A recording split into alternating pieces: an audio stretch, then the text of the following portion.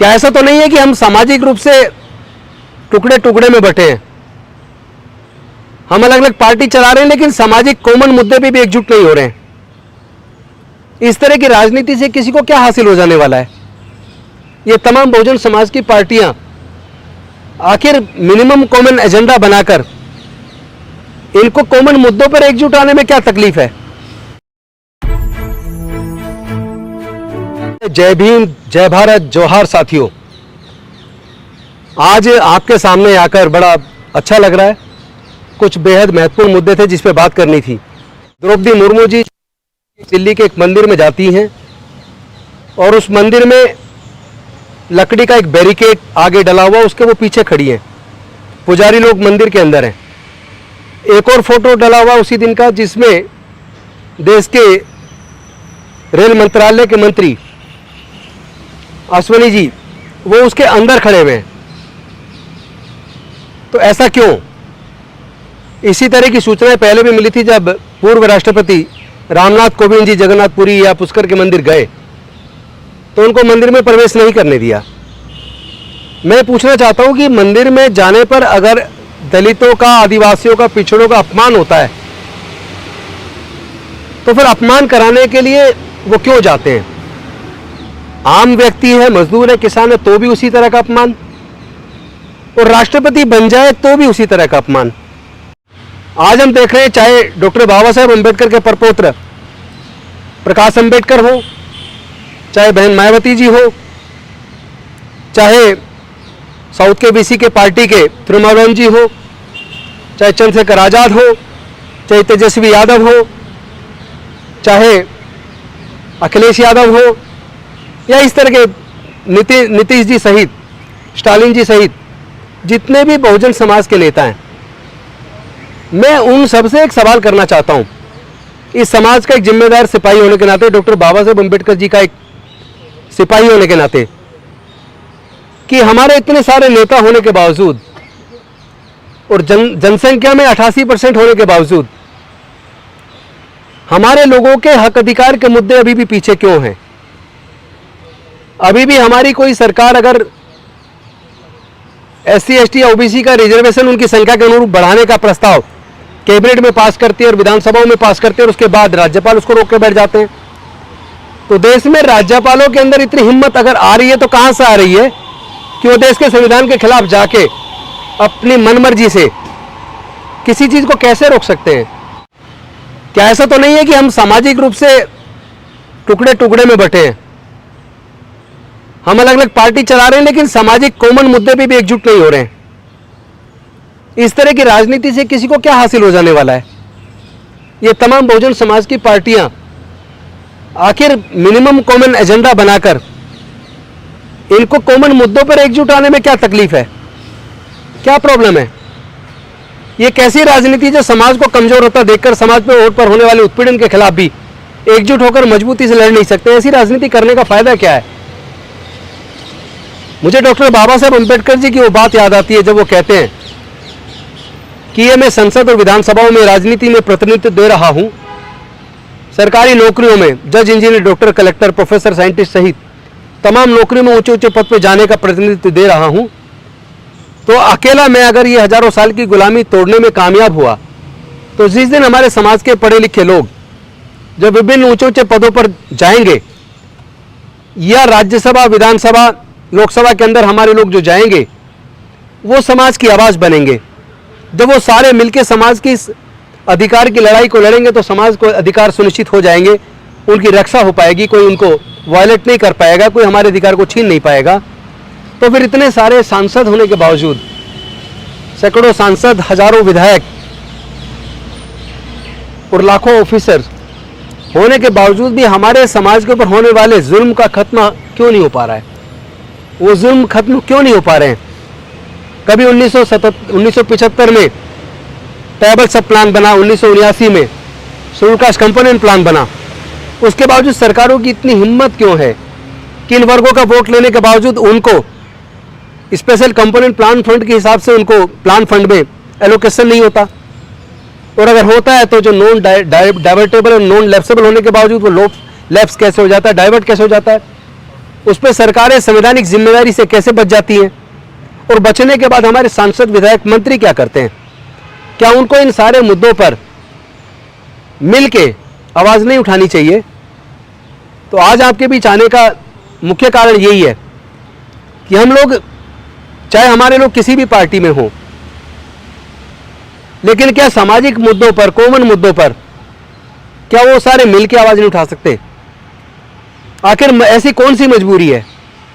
49.5% सीटें reserve SC ST OBC के लिए हैं, बाकी 50.5% वो उसे जनरल कैटेगरी ना कहें बल्कि सीधा लिखें ये केवल स्वर्ण जातियों के लिए रिजर्व है, ऐसा कहें ना। ऐसे कहने की हिम्मत क्यों नहीं दिखाते?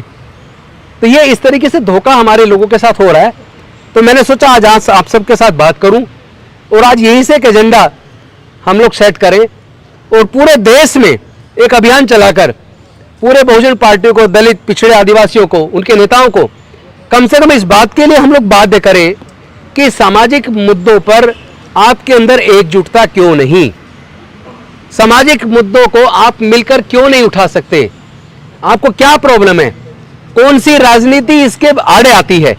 और अगर वो इसके लिए राजी नहीं है, अगर वो हमारे लोगों के साथ इसी तरह उत्पीड़न होते देखते रहना चाहते हैं, अगर हमारे फंड को इसी तरह डाइवर्ट होता रहे और वो चुप्पी साधे रहेंगे, तो इसके खिलाफ तो हमें बोलना पड़ेगा। तो एक मुहिम की शुरुआत हम लोग आज कर रहे हैं मिशन जय भीम के माध्यम से। हम तमाम बहुजन पार्टियों से, तमाम बहुजन नेताओं से, चाहे वो किसी भी पार्टी में क्यों ना हो, हम लोग उनसे संपर्क करेंगे और उनसे हमारी ये डिमांड रहेगी कि आप सामाजिक मुद्दों पे एकजुटता दिखाइए, आप उनकी सच्ची नुमाइंदगी कीजिए, उनको रिप्रेजेंट कीजिए और आप उनके मुद्दों पर ईमानदारी के साथ सामने आइए, वरना आप समाज के साथ धोखे करने वाले लोगों में आपकी गिनती होगी और ये समाज आपको माफ नहीं करेगा। मैं चाहता हूँ उपरोक्त मुद्दे पर आप चाहें तो सवाल कर सकते हैं। तो सर, समस्या तो हर कोई जानता है, समाधान भी जानता है कि सब लोग इकट्ठे आ जाएंगे तो हल हो जाएगा, लेकिन ये हो क्यों नहीं पा रहा है? होगा कैसे? मुझे लगता है कि समाज को नेताओं के हिसाब से नहीं बंटना चाहिए।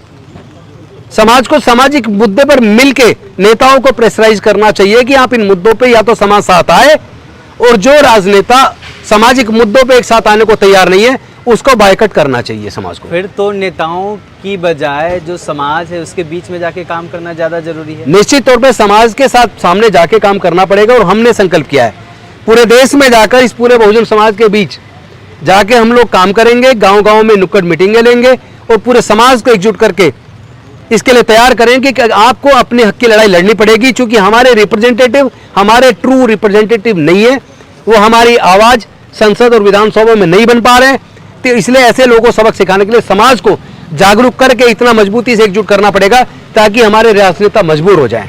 तो योजना क्या है आपकी? कब से शुरू कर रहे हैं और क्या क्या करेंगे? शुरू हम कर चुके हैं, आपके माध्यम से सिर्फ आज जानकारी दे रहे हैं ताकि उन सब नेताओं के कानों तक ये बात पहुंच जाए, सारे बहुजन चैनल के माध्यम से ये बात पहुंच जाए कि अब या तो आप लोग सामाजिक मुद्दों पे एकजुटता दिखाने के लिए तैयार हुई, या तो समाज की आप वास्तविक आवाज बनिए, वरना आप संसद और विधानसभाओं से रिजाइन कीजिए।